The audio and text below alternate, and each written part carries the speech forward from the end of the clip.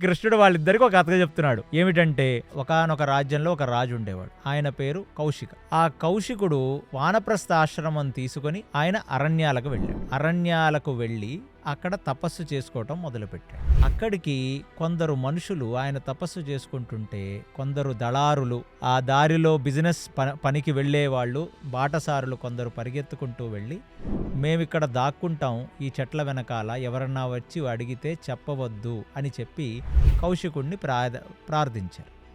ప్రార్థించి వాళ్ళు ఆ కౌశికుడు తపస్సు చేసుకుంటున్న పుట్ట వెనకాల ఉన్న చెట్ల తొరల్లో, చెట్ల వెనకాల దాక్కున్నారు. ఇప్పుడు ఆ కౌశికుడు తపస్సు భంగమైంది వీళ్ళందరూ పరిగెత్తుకుంటూ రావడంతో. ఇప్పుడు అలా చూస్తుండగా అటువైపుకి దొంగలొచ్చారు. ఈ దొంగలొచ్చి ఇటువైపుకు కొందరు పరిగెత్తుకుంటూ వచ్చారు, ఎక్కడ దాక్కున్నారో నీకు తెలుసా అని కౌశికుడిని అడిగారు. ఇప్పుడు రాజు ధర్మంలో ఎప్పుడూ ఆయన అబద్ధం చెప్పలేదు. అలాంటిది వాళ్ళ సన్యాస ధర్మం వేరే అయింది. అసలు అబద్ధం చెప్పటమే పాపం అనుకున్నాడేమో కౌశిక ఋషి.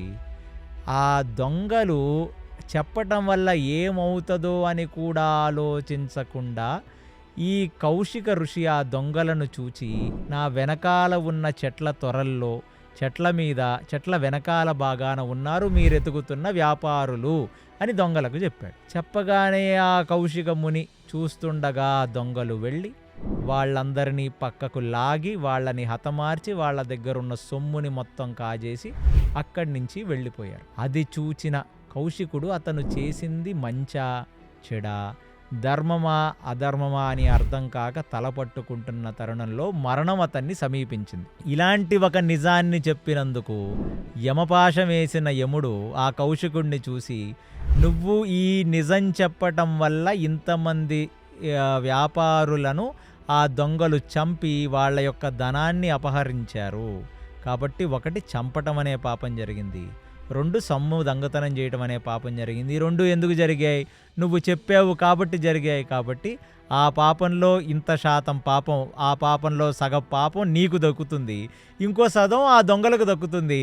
కాబట్టి ఈ పాపం చేసినందుకు గాను మోక్షపు దూరపు సంగతి, నీకు నేను నరకానికి తీసుకువెళ్ళి నరకంలో కొన్ని సంవత్సరాల పాటు నువ్వు చేసిన పాపానికి నీకు శిక్షలు వేసిన తర్వాత మళ్ళీ వచ్చి నీ సాధనను పూర్తి చేయవలసినది అని యమధర్మరాజు కౌశికుడిని నరకానికి తీసుకువెళ్ళాడు.